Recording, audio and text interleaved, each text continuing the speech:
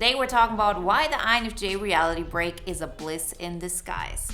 The INFJ reality break is something that I hear INFJs talk about all the time. I know I have experienced it. And for so many INFJs, this is very devastating, and it seemed that way to me. But it turned out that this was the wake-up call that I needed, that so many of my clients needed. This is something so many of us have experienced throughout their lifetime, and we look at it from a perspective that isn't helping us to move forward. But if you do that, if you're able to recognize what really happened and that it just opened your eyes, it can transform your entire life. So today we're going to talk about what a typical INFJ reality break looks like, what we can learn from it, all the pain that it causes, and how it can just catapult us to the next level in creating our INFJ epic life. On that note, I can now announce the INFJ Epic Life Bootcamp launches August 20th. The first call will be August 27th. So make sure you're on that waiting list. You get access to an early bird price and get notified once everything goes live. All the information you find in the links in the description. So the reality break in general is based on cognitive dissonance, meaning something is the truth in your mind and you believe it to be, the only reality that there is, and it just gets contradicted by what happens in the real world. For example, you're in a relationship and you put the other person on a pedestal and you think that person is the most gracious person. They're so good to everybody. But in the end, that person was a narcissist who kept putting you down. This is just a typical example. Once you get to a place where you cannot justify what you believe in anymore because the world just shows you contradictions to it over and over again, that's when you have a reality break. That's when you have this cognitive dissonance because something doesn't work right. You believe the world to work in one way, and now it doesn't. And so many INFJs experience this, in my opinion, way more often than any other type, on average, because the way we're set up. Meaning, since we have introvert intuition as our first function, we very often live in that world. And that world is just parallel to reality. And we can stay in this place way longer than most types can. What I mean with this is if the reality doesn't look the way we want it to, that's okay for us. We can tell ourselves a story of it's going to get better, or a story of, oh no, it isn't as bad as it looks, or whatever it may be that might cause us to feel less pain.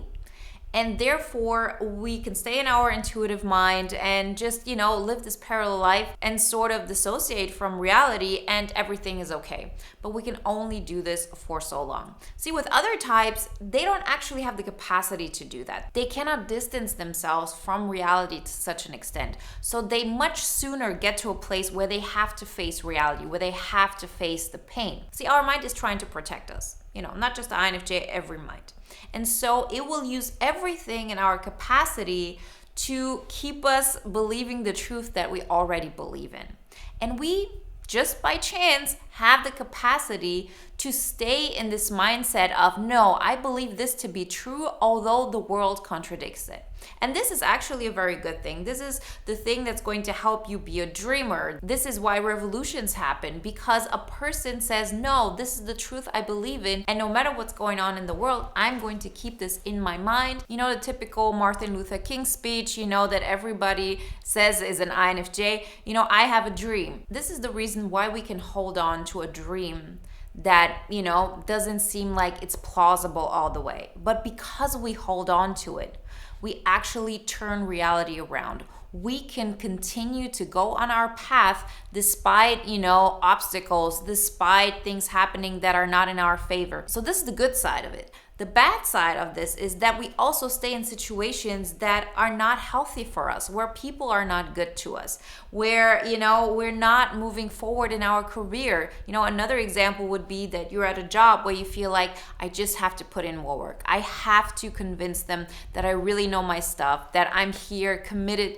to this company. I want to make this happen. And you continuously tell yourself, once they actually just see what I'm capable of, I will finally get the recognition that I deserve. At some point, you recognize, though, that they would never give you the recognition that you were looking for because they had completely different ideas of what is good work or what isn't, or aren't able to even grasp what you bring to the table. This can also be a reason for a reality break, that you say to yourself all the time, I'm the reason why I'm not getting ahead. I haven't proven myself yet. I just have to do more. I just have to be more loyal. I have to put in extra hours. Then people will recognize what I can do for them. And as you can see, this can happen in your work relationships. This can happen in your intimate relationships, in your friendships. The list goes on.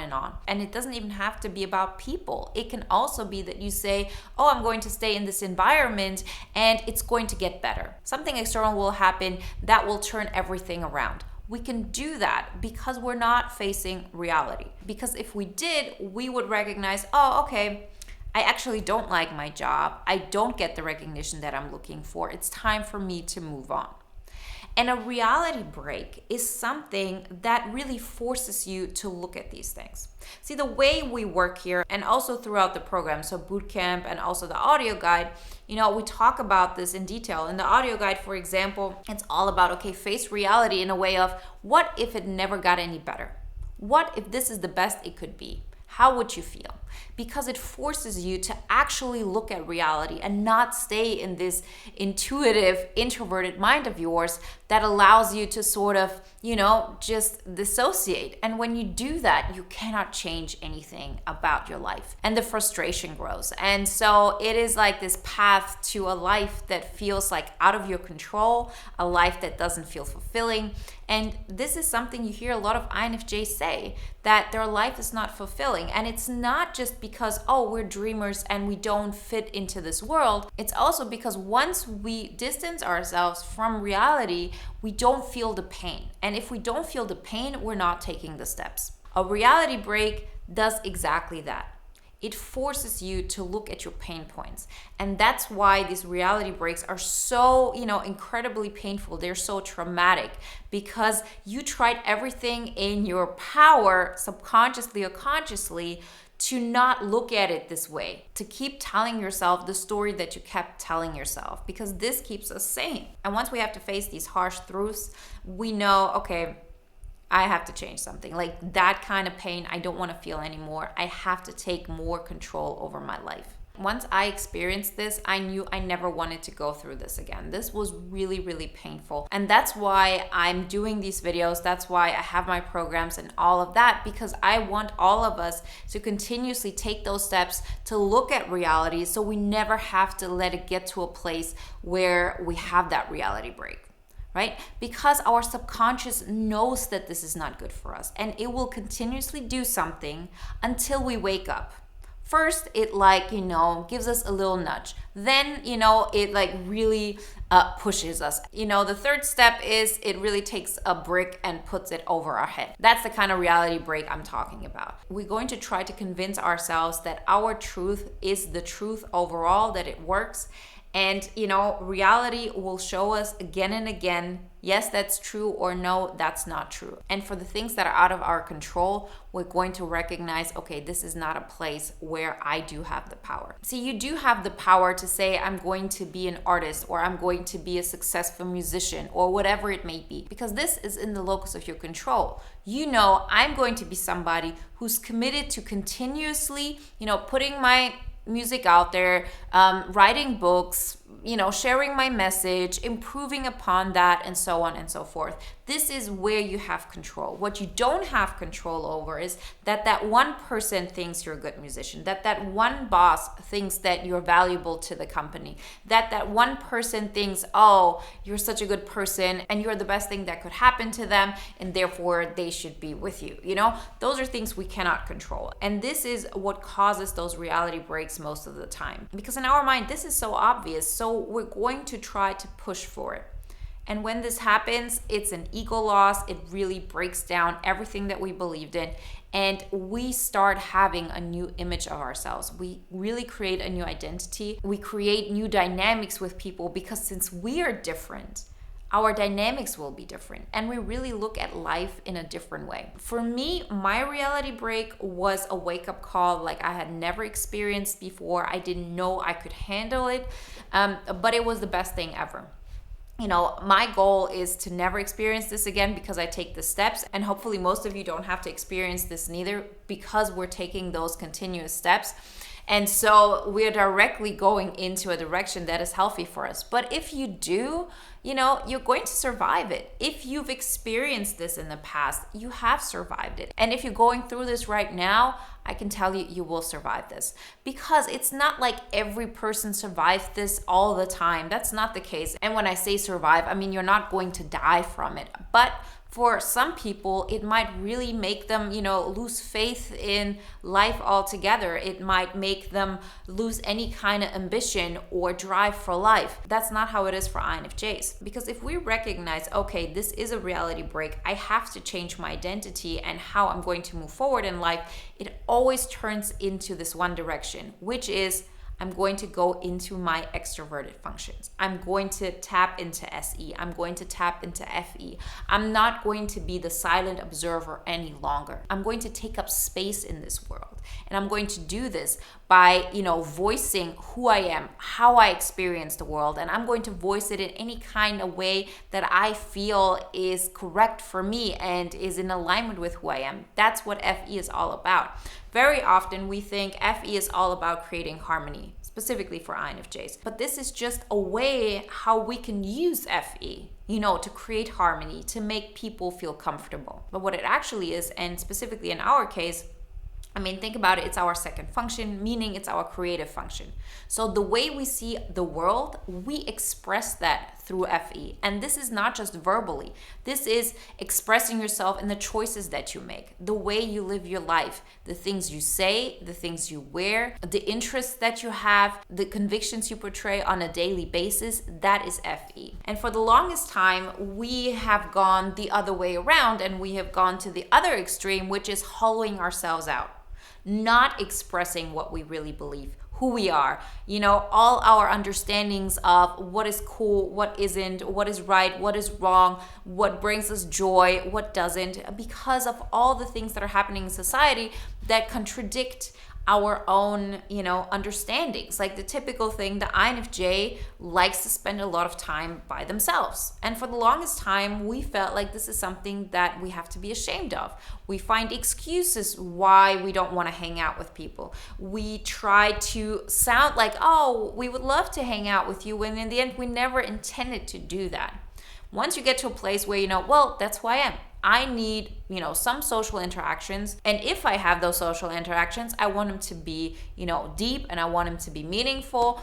And I'm totally fine going, 3-4 days without, human contact. Like, that's okay. Like, whatever it may be for you. And once you've experienced this reality break, you understand that you cannot use your FE in a way of, okay, I'm going to make other people comfortable, so they sort of include me in their own thing. What we learn is that we have to rely on us more, that we have to choose ourselves, that we have to choose who we are and what we want and prioritize that. And trust me, it gets easier. In the beginning, we very often don't know what we want. Like a typical example I used to say before COVID was, you go to the movies with your friends and it's like, I don't care what movie we watch, you can decide. This is the typical INFJ thing. Like, our opinion doesn't really matter. And it didn't feel like we were sacrificing anything. We really didn't care. But that is because we have taught our system not to care. We have taught our mind that our opinion doesn't matter. But we can also reteach it to matter. And the more you do that, the more it becomes your, second nature. And it is your true nature because you are a gift to the world. And when I say you, I don't mean like INFJs are the only gift in the world and other personality types are less valid. Nothing like this. Every single person has something unique to give and is a contribution to the world. So the only way we can give value to that is if every single one of us makes sure that we choose ourselves, that this has to be the first thing in our life that is of the most value and that we give it the recognition that it deserves. And once you do that, you're not going to face those reality breaks anymore because you're not going to rely on something external that you have no control over, as in your boss recognizing that you are valuable. You already know that you're valuable, because you continuously prove to yourself, this is what I'm bringing to the table, and if somebody doesn't get it, I'm moving along. I'm not waiting for people to see my value. That next thing that's also going to make a huge difference is our other extroverted function, which is extroverted sensing. And that is all about drive. That is all about action. Once we start taking action, things happen. And it is going to be difficult in the beginning. I always love to use the example of the cornfield, that all your life you've been going down this path over here and now you're going to go another path. In the beginning, it's going to be difficult to lay the ground, to make sure that you create that path. Once you do that, everything becomes easier. So don't think, oh, I cannot go down that path because it's not worth living a life where I have to fight every single day. You don't have to fight every single day. It's never going to be as difficult as it is in the beginning. Start the process, start those steps. I promise you it will be worth it. And, ways to know what to do and how to do this, check out the free poster on the INFJ Epic Life, the 5 pillars. If you haven't done this so far, the link is also in the description. Because it really helps you, okay, let me take steps in my physical energy management, in my relationships, in this kind of way. And you see how you just gain more and more power through that. Because the more you choose yourself, the more energy you actually have. And then you can take the next step and the next step, and it becomes easier and easier. It is an exponential, growth curve in that regard. And what we also have to recognize is that we are super strong mentally. And because we are that way, we can use this reality break as a bliss. Because it is under pressure that diamonds are really created. And this is the perfect metaphor here, because it is a very difficult thing. And I don't believe that most people can go through this the way we can. They will lose hope. They will, get into depressive moods, whatever it may be. We very often can stay steady in such, adversity, in situations that really challenge us mentally. We can keep our ground. Why can we do this? Because of the thing we talked about in the beginning, which is our, introverted intuitive mind. We can distance ourselves from reality in such a way that allows us to, face pain in a way that we can grow from it, we can transform it, but it doesn't overwhelm us. It gets us out of our comfort zone. We can handle it, we feel it, and therefore we can heal it. And so step by step, we fight ourselves out of the situation. So remember, if you've gone through a reality break, if you're going through it now, if you feel like it's impending, you're going to make it happen. You're going to be fine. You can trust yourself. This will be the wake-up call that you waited for. And if you continue to take those small steps we continuously talk about, you don't even have to go this far as a reality break, in order to have the transformation that you're looking for. Remember, if you want to take it to the next level, join the bootcamp. Our next life round launches August 20th. First live call will be August 27th. All the information on the waiting list you have in the description. So sign up. We have an early bird prize. We're going to have a free masterclass. So it's going to be this epic thing that we do 4 times a year. It's happening real soon. So make sure you get notified. And if you want to watch another video now that is in alignment with today's topic, then watch the video when the INFJ gets out of a depressive state. This is what happens.